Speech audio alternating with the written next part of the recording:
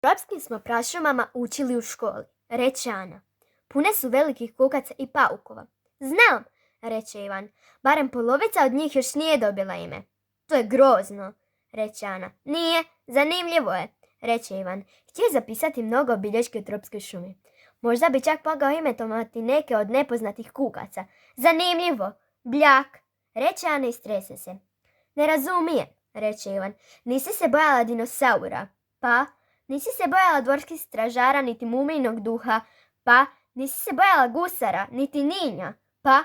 Ne boji se onoga što je zaista zastrašujuće, ali plašite mali kukci i pauci. To nema smisla, pa? Ivan uzdahne.